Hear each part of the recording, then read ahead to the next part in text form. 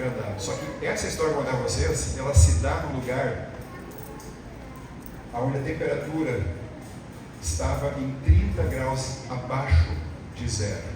Alguém já foi para um lugar assim? Menos 10. Alguém dá menos.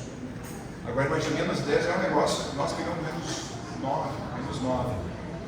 Menos 30 graus. Eu vou dizer para vocês, está longe de ser a menor temperatura da Terra. Chega a 70 negativo, é a mais frio da Terra. Então é uma temperatura média, mediana. A região do Tibete, lá onde ficam as maiores montanhas do mundo, o Everest, aquela região lá.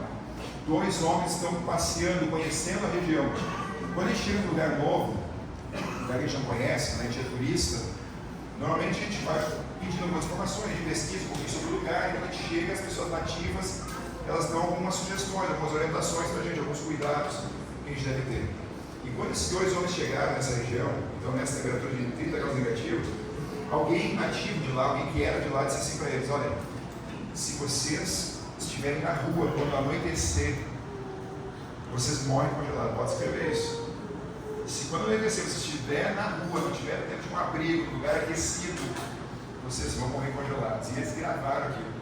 Eles não eram de lá, lugares muito frios, os dias são curtos, amanhece tarde e anoitece cedo. E eles não tinham os recursos que a gente tem hoje, um Waze, um GPS, então era tudo meio no chutômetro assim. E eles sabiam que eles tinham que estar no abrigo antes do quê? Antes do quê? O pôr do sol de anoitecer. Isso que eles sabiam. E eles pensaram assim: vamos começar a ir para o abrigo, porque lembra que disseram, se anoitecer e nós estivermos na rua, a gente vai morrer congelado.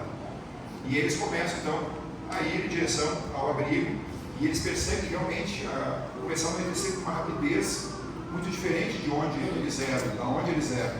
E eles começam a apressar o passo. Só que em direção ao passo, em um lugar que está 30 graus negativos, isso quer dizer que está tudo congelado, é neve por todo lado. Estou falando neve que você pisa e afunda até o tornozelo. E você tentar andar rápido, isso é mais ou menos que a gente tentou andar no areião, em velocidade, ou até na praia, nas dunas, onde afunda bastante, aí dá para comparar um pouquinho. É difícil, né? E eles estão tentando imprimir a maior velocidade possível, porque não sabiam quanto tempo levariam até o abrigo, e eles sabiam que tinham que chegar antes de anoitecer. E eles estão ali, botando o ritmo melhor que eles podiam para chegar no abrigo de anoitecer, quando de repente eles ouvem um som. O som parecia ser ter sido emitido por alguém. Eles param, um olha para o outro e diz assim: foi você? Não, eu achei que tinha sido você. Não, eu não falei nada. Então da onde? E eles olham, é tudo branco, é neve para todo lado. Mas da onde veio esse som? Eles olham para o lado direito deles, é um paredão de uma montanha, tudo congelado.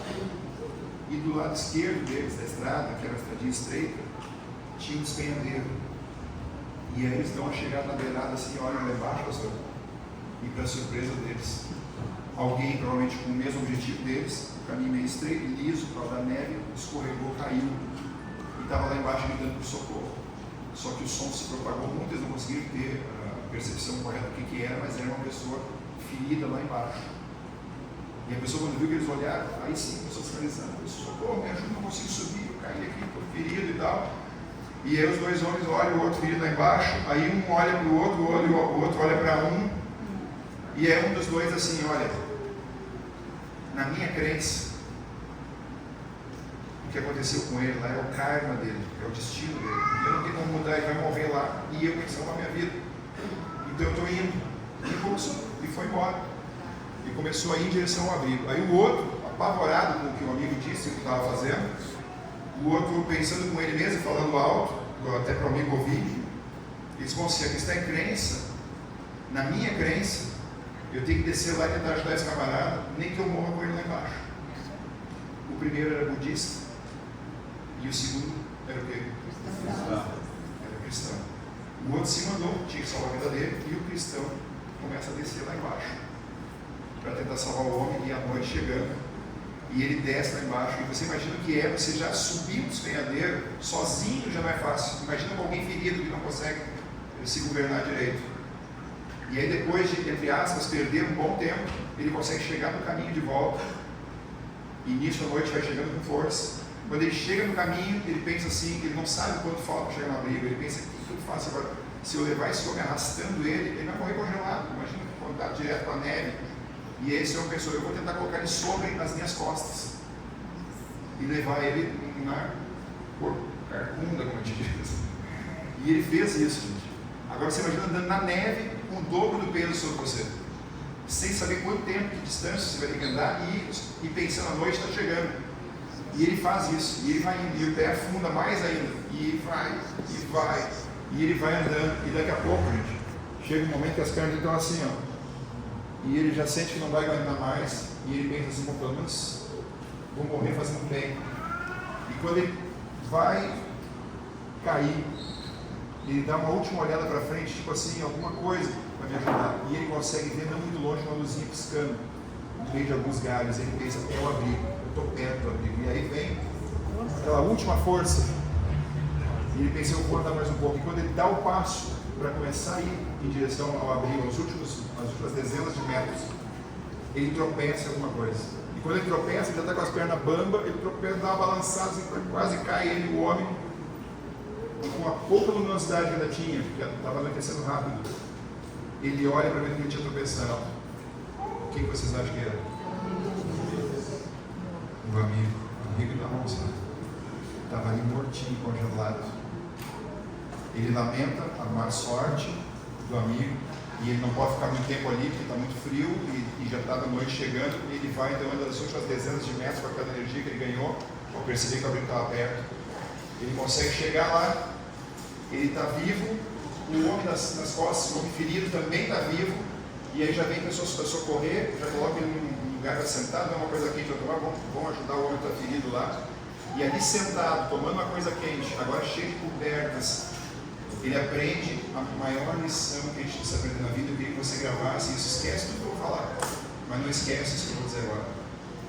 A lição que esse homem aprendeu, e a lição que a história quer nos passar, é que é salvando outros que nós salvamos a nós mesmos. Isso aqui não é justiça pelas obras, tá? Eu vou explicar. Mas você entendeu por que você chega vivo e não morreu como o outro só se preocupou em salvar a sua vida. E o que aconteceu? Um pouco antes de chegar ele morre, porque o calor ou o movimento só do seu corpo não era suficiente para mantê-lo aquecido. Agora, pelo esforço sobre-humano que ele fez para trazer o outro para a estrada, para levar até o abrigo, andando na neve, o esforço grandioso que ele fez, manteve o seu corpo superaquecido, e isso manteve ele vivo, seu sangue circulando, e manteve o que estava sobre ele, encostado nele também, aquecido e vivo. E ambos chegaram então ao abrigo.